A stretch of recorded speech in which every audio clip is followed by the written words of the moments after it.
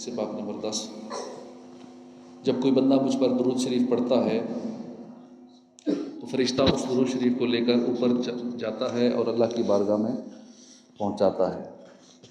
تو اللہ پاک فرماتا ہے کہ اس درود کو میرے بندے کی قبر میں لے جاؤ، یہ درود اپنے پڑھنے والے کے لیے استغفار کرتا رہے گا اور اس بندے کی، خاص بندے کی آنکھیں ٹھنڈی ہوتی رہیں گی اسے دیکھ کر۔ صلو علی الحبیب صلی اللہ تعالی علی محمد صلی اللہ علیہ وآلہ وسلم۔ قال اللہ تبارک و تعالی فی القرآن الکریم، اللہ پاک قرآن کریم میں فرماتا ہے وَإِذْ قَالَ مُوسَىٰ لِقَوْمِهِ إِنَّ اللَّهَ يَأْمُرُكُمْ أَن تَذْبَحُوا بَقَرَةً قَالُوا أَتَتَّخِذُنَا هُزُوًا قَالَ أَعُوذُ بِاللَّهِ أَنْ أَكُونَ مِنَ الْجَاهِلِينَ۔ صدق اللہ العظیم و صدق رسولہ النبی الکریم۔ ترجمہ کنز العرفان۔ اور یاد کرو جب موسیٰ نے اپنی قوم سے فرمایا بے شک اللہ تمہیں حکم دیتا ہے کہ ایک گائے ذبح کرو، تو انہوں نے کہا کہ کیا آپ ہمارے ساتھ مذاق کرتے ہیں؟ موسیٰ نے فرمایا میں اللہ کی پناہ مانگتا ہوں کہ میں جاہلوں میں سے ہو جاؤں۔ ہم نے پارہ 1 سورہ بقرہ کی آیت 67 سننے کی سعادت حاصل کی ہے۔ یہاں سے لے کر آیت نمبر 74 تک بنی اسرائیل کی ایک انوکھی گائے کا ایک عجیب و غریب واقعہ ہے۔ یہی واقعہ ہے جس کی نسبت سے اس سورت کا نام سورہ بقرہ یعنی گائے کے واقعے والی سورت رکھا گیا ہے۔ اس واقعے میں ہمارے لیے سیکھنے کو کافی سبق ہے۔ آئیے پہلے وہ واقعہ سنتے ہیں اور پھر اس سے ملنے والا جو سبق ہے وہ سیکھیں گے۔ واقعہ کچھ یوں ہوا کہ بنی اسرائیل میں ایک شخص تھا، بہت مالدار تھا۔ اس کے بھتیجے نے مال کی لالچ میں اپنے اس چچا کو قتل کر دیا، اور قتل کرنے کے بعد چچا کی لاش دوسرے محلے میں ڈال دی۔ اب یہ خود قاتل تھا اور خود ہی مدعی بن گیا، دعویٰ کر دیا کہ میرے چچا قتل ہو گئے ہیں، لہٰذا قاتل کو ڈھونڈ کر مجھے انصاف دلایا جائے۔ لوگ ایک دوسرے پر الزام لگانے لگے، ایک کہتا میں نے نہیں، فلاں نے قتل کیا ہے، دوسرا کہتا ہے میں نے نہیں قتل کیا، اس نے قتل کیا ہے۔ یوں ایک دوسرے پر الزامات لگاتے رہے، الزام تراشیاں شروع ہو گئیں۔ جب کوئی حل نہ نکلا تو سارے جمع ہو کر موسیٰ علیہ السلام کی خدمت میں حاضر ہوئے، سارا واقعہ عرض کیا۔ حضرت موسیٰ علیہ السلام نے فرمایا ان اللہ یأمرکم ان تذبحوا بقرہ، بے شک اللہ تمہیں حکم دیتا ہے کہ ایک گائے ذبح کرو۔ بڑی حیرانی کی بات تھی کہ یہ گئے تھے قاتل کی تلاش میں، قاتل ڈھونڈنا تھا اور حکم دیا جا رہا ہے گائے ذبح کرو۔ اب بھلا ان دونوں چیزوں کا آپس میں کیا تعلق ہے؟ قاتل ڈھونڈنا ہے اور حکم ہوا گائے تلاش کرو۔ یہ سوچ کر بنی اسرائیل نے بڑی بے باکی سے کہا کہ کیا آپ ہمارے ساتھ مذاق کر رہے ہیں؟ اتتخذونا ہزوا، آپ ہمارے ساتھ مذاق کر رہے ہیں؟ اللہ اللہ، کیا انبیاء کرام سے اس لہجے میں بات کی جاتی ہے؟ مگر یہ بڑے بے باک تھے بنی اسرائیل کے لوگ۔ موسیٰ علیہ السلام کا پھر یہاں علم بھی دیکھیے، ان کی قوت برداشت دیکھیے، نرمی دیکھیے کہ بنی اسرائیل نے اتنی بے باکی کی لیکن پھر بھی آپ نے بڑی نرمی کے ساتھ ان کو جواب دیا اعوذ باللہ ان اکون من الجاہلین، میں اللہ کی پناہ مانگتا ہوں کہ میں جاہلوں میں سے ہوں۔ یعنی مذاق مسخری کرنا یہ تو جاہلوں کا کام ہے، میں کوئی جاہل تھوڑا ہوں کہ میں تم سے مذاق کروں، میں تو تمہیں اللہ کا حکم، خدائی حکم پہنچا رہا ہوں، اس حکم کو سنو اور اس پر عمل کرو۔ اب حکم کیا تھا؟ گائے ذبح کرو۔ اب بنی اسرائیل کوئی بھی گائے ذبح کر لیتے، حکم ملا گائے ذبح کرو، بس بات ختم ہوگی، گائے کوئی بھی گائے پکڑتے ذبح کر دیتے، بات ختم۔ لیکن انہوں نے کیا کیا؟ سوالات پوچھنا شروع کر دیا۔ بولے ادعو لنا ربک یبین لنا ما ہی، اپنے رب سے دعا کیجئے کہ وہ ہمیں بتا دے گائے کیسی ہو، یعنی کس قسم کی گائے ذبح کرنی ہے، اللہ سے پوچھیے، مزید وضاحت کر دی جائے۔ ارشاد ہوا انہا بقرۃ لا فارض ولا بکر عوان بین ذالک، وہ ایک ایسی گائے ہے جو نہ بوڑھی ہو نہ زیادہ کم عمر کی ہو، جوان گائے ہو۔ بنی اسرائیل نے پھر سوال پوچھا ما لونہا، اس کا رنگ کیسا ہو؟ اللہ کی خدمت میں عرض کیجئے گائے کا رنگ بھی بتا دے، کس رنگ کی گائے ہونی چاہیے۔ حکم انہا بقرۃ صفراء فاقع لونہا تسر الناظرین، وہ پیلے رنگ کی گائے ہے جس کا رنگ گہرا پیلا، ڈارک یلو، وہ گائے دیکھنے والوں کو بھلی لگے، اچھی لگتی ہو، خوشی دیتی ہو۔ اب یہاں دو باتیں ارشاد ہوئیں کہ گائے کیسی ہو، گہرے پیلے رنگ کی ہو، اور دوسری کہ ایسا پیارا رنگ ہو کہ دیکھنے والے کو بھلی لگے، خوشی دے۔ یہ سن کر بنی اسرائیل نے تیسرا سوال پوچھا ادع لنا ربک یبین لنا ما ہی ان البقرہ تشابہ علینا، آپ اپنے رب سے دعا کیجئے ہمارے لیے واضح فرما دے، واضح طور پر بیان کر دے وہ گائے کیسی ہے، کیونکہ بے شک گائے ہم پر مشتبہ ہے۔ یعنی یہ تو معلوم ہو گیا گائے کس قسم کی ہو، اس کے مزید اوصاف بھی بیان کر دیے جائیں تاکہ ہم مزید پہچان لیں، تھوڑا اور وضاحت ہو جائے گائے کیسی ہو۔ اب اس سوال کے ساتھ بنی اسرائیل نے ایک اور اچھا کام یہ کیا کہ وہ بولے وَإِنَّا إِن شَاءَ اللَّهُ لَمُهْتَدُونَ، یہ بات انہوں نے کہہ دی، اور اگر اللہ چاہے گا تو ہم یقیناً راہ پا لیں گے۔ یعنی اس سوال کے ساتھ انہوں نے انشاءاللہ بھی کہہ دیا، لہٰذا اب کی بار انشاءاللہ کہنے کی برکت سے گائے کے سارے اوصاف ان پر کھول کے بیان کر دیے گئے، واضح ہو گئے۔ ارشاد ہوا انہا بقرۃ لا ذلول تثیر الارض ولا تسقی الحرث مسلمۃ لا شیۃ فیہا، وہ ایسی گائے ہے جس سے یہ خدمت نہیں لی جاتی، وہ زمین میں ہل چلائے اور نہ وہ کھیتی کو پانی دیتی ہے، بالکل بے عیب ہے، اس میں کوئی داغ نہیں ہے۔ اب ان کو تسلی ہو گئی، سمجھ آ گئی کہ اب مزید سوال نہیں کرنا، بس کافی ہے، کلیئر ہو گیا گائے کیسی ہو۔ اب کہنے لگے الآن جئت بالحق، اب آپ بالکل صحیح بات لائے ہیں۔ گائے کی قسم، اس کا رنگ، تمام اوصاف وغیرہ تفصیل سے معلوم ہو گئے، چنانچہ اب بنی اسرائیل گائے کی تلاش میں نکل پڑے۔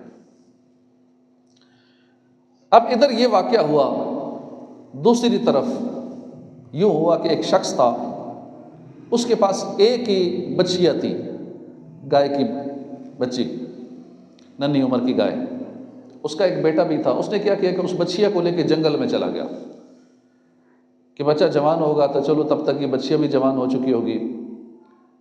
جنگل میں لے گیا، اسے وہیں چھوڑ دیا، اور اللہ کی بارگاہ میں عرض کیا یا اللہ یہ بچیا میں تیرے حوالے کرتا ہوں، میں تیری امانت میں دیتا ہوں، جب میرا بیٹا بڑا ہو جائے تو یہ میری بچیا میرے بیٹے کو عطا ہو جائے۔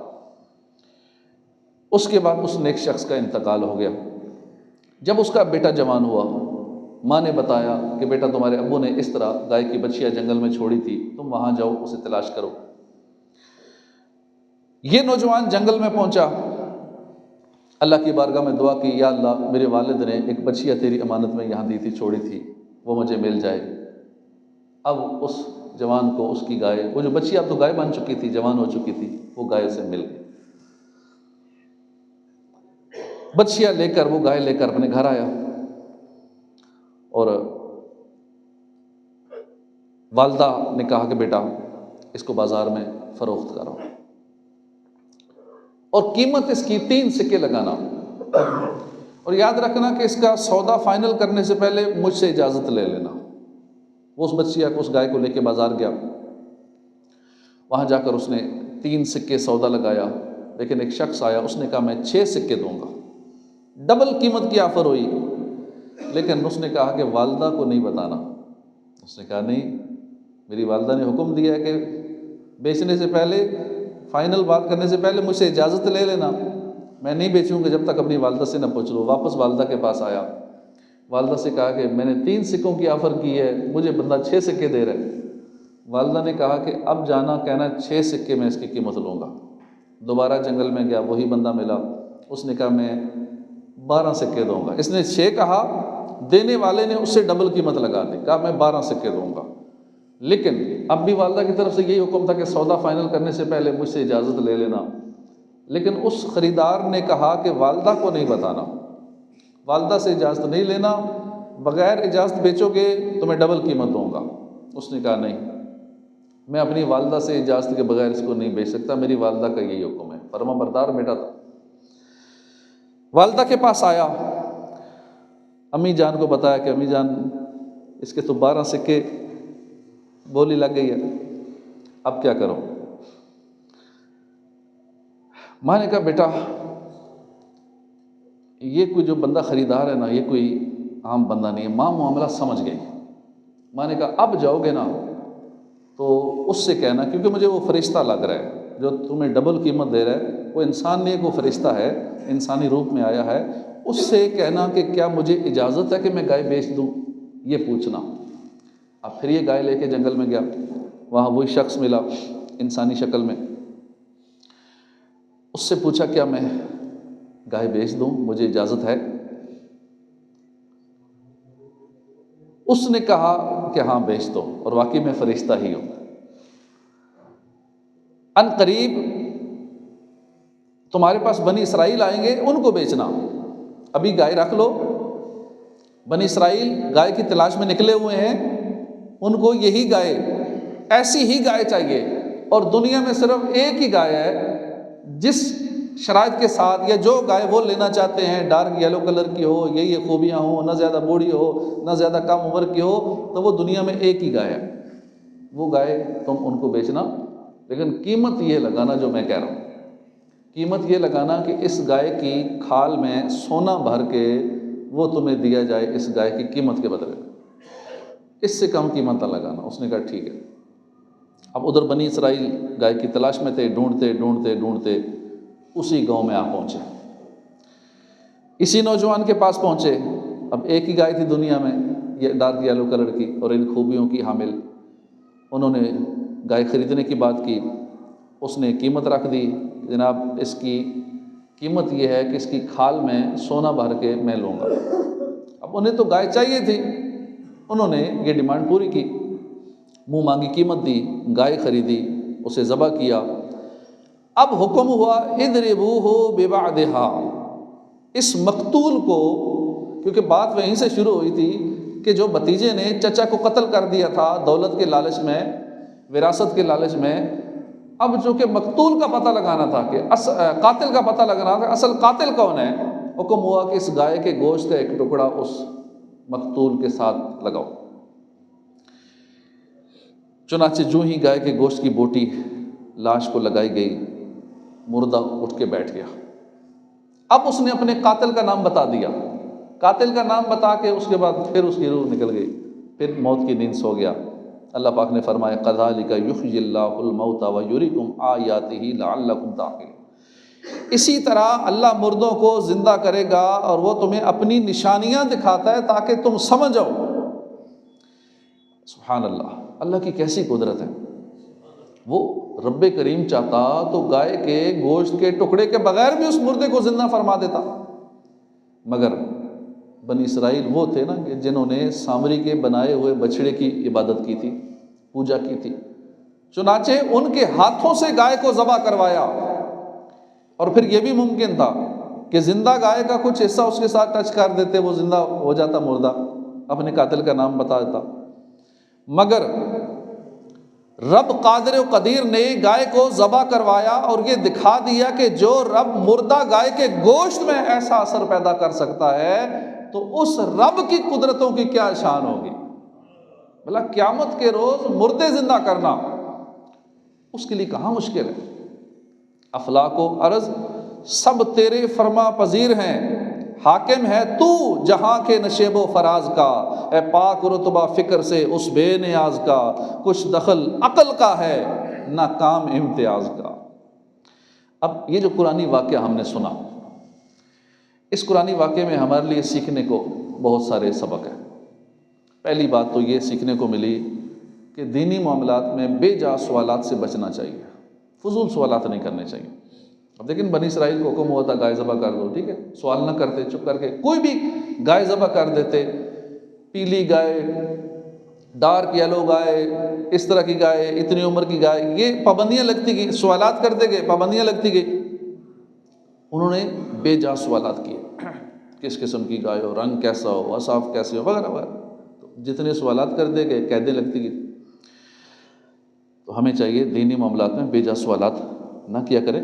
حدیث پاک میں ہے، محبوب ذیشان صلی اللہ علیہ وسلم نے فرمایا، ان اللہ کرہ لکم ثلاثہ، اللہ پاک 3 باتوں کو ناپسند فرماتا ہے، قیل وقال، قیل و قال یعنی بے جا بحث کرنا، اور نمبر 2 ہے وکثرت السؤال، بے جہا سوالات، اللہ پاک اس کو ناپسند فرماتا ہے، اور تیسرا ہے واضاعۃ المال، اور مال کو ضائع کرنا، یہ اللہ کو پسند نہیں۔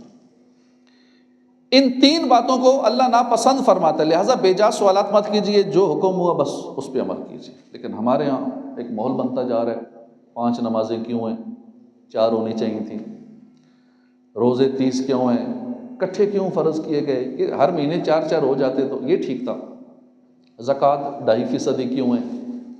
بلکہ ایک شخص نے مدنی چینل پہ سوال کیا، کہا کہ جنت میں ہمیشہ کیوں رہنا ہے، شکر کرو ہمیشہ رہنا ہے، سوال اس پہ کرتے ہیں کیوں ہمیشہ رہنا ہے، یہ اللہ کی مشیت ہی ہے، شکر اللہ کا شکر ادا کرو کہ جنت میں ہمیشہ رہیں گے، دوبارہ نکلنا نہیں ہے۔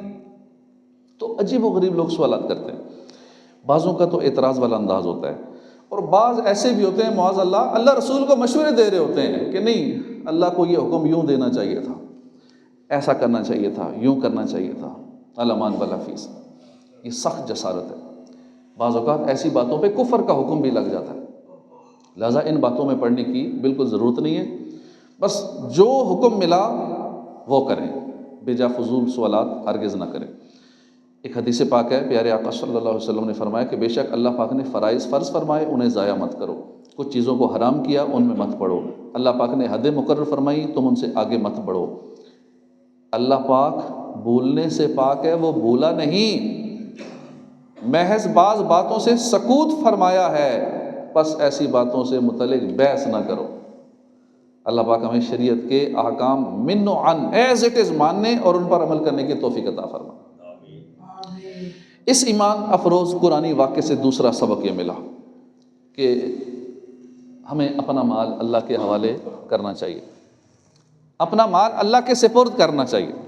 اب دیکھیں نا، بنی اسرائیل کے نیک شخص نے اپنی بچیاں جنگل میں چھوڑی اور اللہ کے سپرد کر دی، اللہ پاک نے اس کی کیسی حفاظت فرمائی کہ اس کا بیٹا جوان ہوا اور وہ اس کو بحفاظت وہ گائے مل گئے، سبحان اللہ۔ تو پتہ چلا جو چیز اللہ کے حوالے کر دی جائے وہ ضائع نہیں جاتی، لہٰذا اپنی عادت بنا لیں کہ روزانہ رات سونے سے پہلے آیت الکرسی پڑھیں، اپنا گھر بار ساز و سامان اللہ کے حوالے کر کے سوئیں، اپنی مال اولاد سب کو، اپنے آپ کو بھی اللہ کے حوالے کر کے سوئیں، انشاءاللہ حفاظت رہے گی۔ ہم بازار میں مارکیٹ وغیرہ میں جاتے ہیں، گاڑی پارک کرنی ہوتی ہے، اسے لاک کریں، حفاظت کا پورا سامان کریں، اور ساتھ ہی ساتھ 10 بار یا جلیلو پڑھ کے اس پہ پھونک مار دیں، انشاءاللہ چوری ہونے سے محفوظ ہو جائے۔ سفر پر نکلیں، صبح کام کے لیے گھر سے نکلیں، کاروبار کے لیے، دفتر کے لیے، اپنی جاب وغیرہ کے لیے اپنے گھر سے نکلیں، تو اپنے گھر کو، اپنی اولاد کو، بال بچوں کو اللہ کے حوالے کر کے جائیں، اللہ حافظ کہہ کے جائیں، فی امان اللہ کہہ کے جائیں، اللہ کے سپرد کر کے جائیں۔ جب بھی کسی سے جدا ہوں، الوداع ہوں، اس وقت کی دعا پڑھیں، دعا میں یاد ہونی چاہیے، مختصر سی دعا ہے، استودعک اللہ الذی لا تضیع ودائعہ، میں تمہیں اللہ کے سپرد کرتا ہوں جس کے پاس رکھوائی کی امانتیں ضائع نہیں ہوتی، میں تمہیں اللہ کے سپرد کرتا ہوں کہ جس کے سپرد جو امانت کر دی جائے وہ امانت ضائع نہیں ہوتی۔ یہ دعا ہو سکے تو عربی میں یاد کر لیں اور یہ پڑھنے کی عادت بنا لیں۔ آج کل ویسے بھی حالات بڑے عجیب و غریب ہیں، بچوں کے واقعات ہیں، قتل کے واقعات ہیں، ننھی بچیوں کے ساتھ تشدد کے واقعات ہوتے رہتے ہیں۔ اللہ پاک ہمیں ہمارے گھر بار کو، اولاد کو محفوظ رکھے۔ گھر سے نکلتے وقت بچوں کو اسکول وغیرہ بھیجتے وقت یہ دعا پڑھا کریں تو انشاءاللہ بچوں کی حفاظت رہے گی۔ مسلمانوں کے دوسرے خلیفہ سیدنا فاروق اعظم کے دور کا واقعہ ہے۔ آپ نے دیکھا کہ ایک باپ بیٹا دونوں اکٹھے جا رہے ہیں اور دونوں کی شکلیں بہت زیادہ ملتی جلتی ہیں۔ آپ نے فرمایا کہ میں نے زندگی میں ایسا نہیں دیکھا کہ باپ بیٹا اتنی ملتی جلتی شکلوں کے۔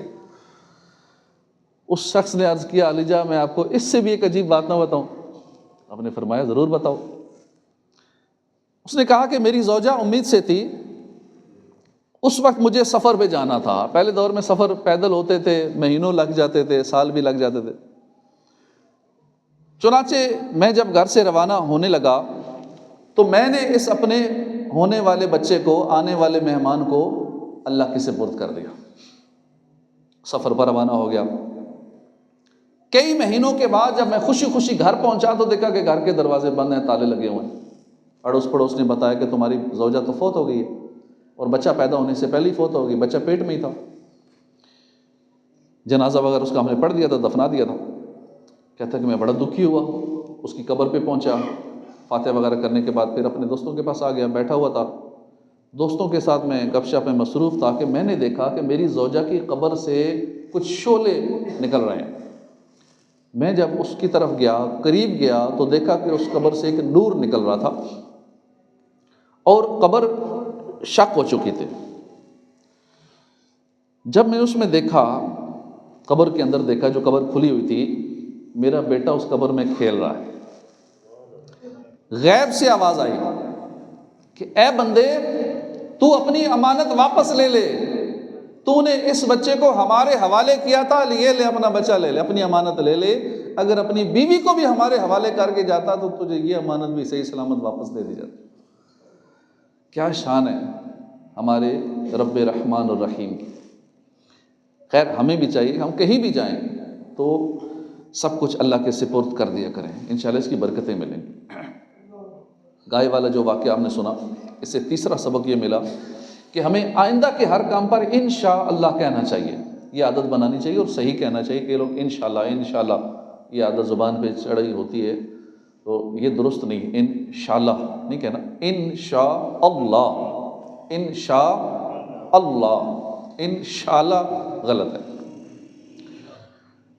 اب جب بنی اسرائیل نے کہا نا وَإِنَّا إِن شَاءَ اللَّهُ لَمُهْتَدُونَ، اور اگر اللہ چاہے گا یقیناً ہم راہ پا لیں گے، تو اس وقت ان کا مقصد پورا ہوا اور وہاں گائے کے سارے معاملات ان کی سمجھ میں آ گئے۔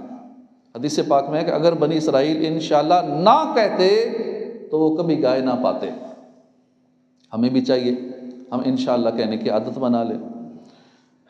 قرآن پاک میں 15ویں پارے میں ہے وَلَا تَقُولَنَّ لِشَيْءٍ إِنِّي فَاعِلٌ ذَلِكَ غَدًا إِلَّا أَن يَشَاءَ اللَّهُ، اور ہرگز کسی چیز کے متعلق نہ کہنا کہ میں کل یہ کرنے والا ہوں مگر یہ کہ اللہ چاہے۔ انشاءاللہ کا مطلب ہے نا اگر اللہ نے چاہا۔ ہم جب بھی کوئی ارادہ کریں، مثلا میں 5 منٹ بعد یہ کروں گا، میں 1 گھنٹے بعد یہ کروں گا، میں کل یہ کروں گا، میں مہینے بعد یہ کام کروں گا، سال بعد یہ کروں گا، انشاءاللہ ضرور کہہ لیا کریں۔ اگر بالفرض بھول گئے، انشاءاللہ کہنا بھول گئے، جب یاد آئے تب کہہ لیں۔ 1 سال بعد یاد آیا کہ میں نے تو فلاں ٹائم یہ سال پہلے کہا تھا کہ میں یہ کام کروں گا، میں انشاءاللہ کہنا بھول گیا، تو اب کہہ لیں، انشاءاللہ اب کہہ لیں۔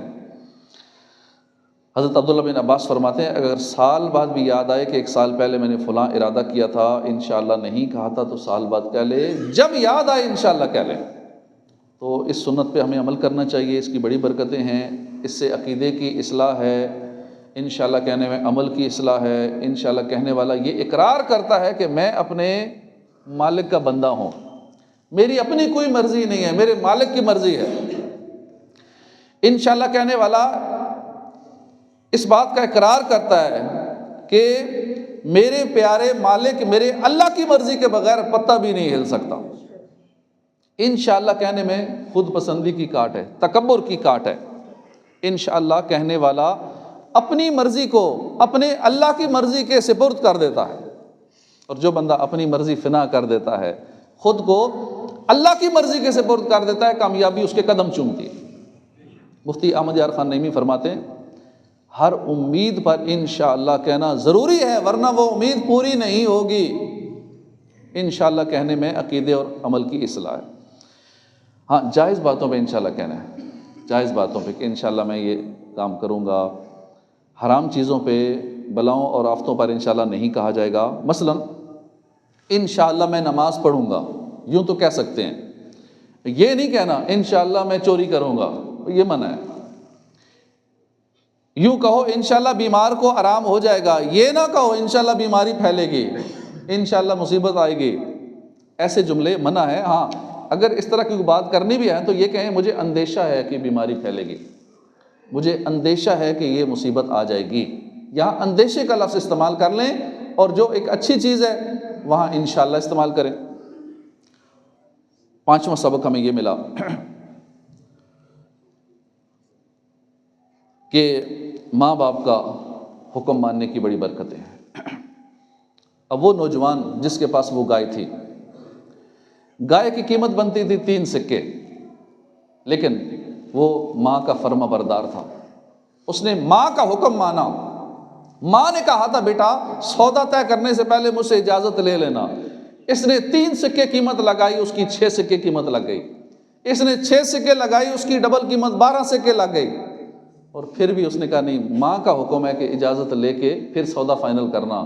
وہ پھر ماں کے پاس آیا، اور اس کی برکتیں کیا ظاہر ہوئیں، ماں سے اجازت لینے کی، ماں کی اطاعت اور فرما برداری کی برکتیں یہ ملی کہ وہی گائے جس کی قیمت صرف 3 سکے بنتی تھی، 3 سکوں کی قیمت والی گائے، اس کی قیمت لگی، اس کی کھال میں سونا بھر کے اس کو مل گئی، اتنی بڑی رقم اس کو مل گئی۔ اس نے کیا کیا؟ ماں کی فرما برداری کی، ماں کا فرما بردار تھا، ماں کا حکم مانا۔ حدیث پاک ہے کہ تم اپنے ماں باپ کے ساتھ نیکی کرو، تمہاری اولاد تم سے نیکی کرے گی۔ کچھ لوگ ایسے ماں باپ کو اہمیت نہیں دیتے، ماں باپ کے حکم کو سمجھتے کچھ نہیں ہے۔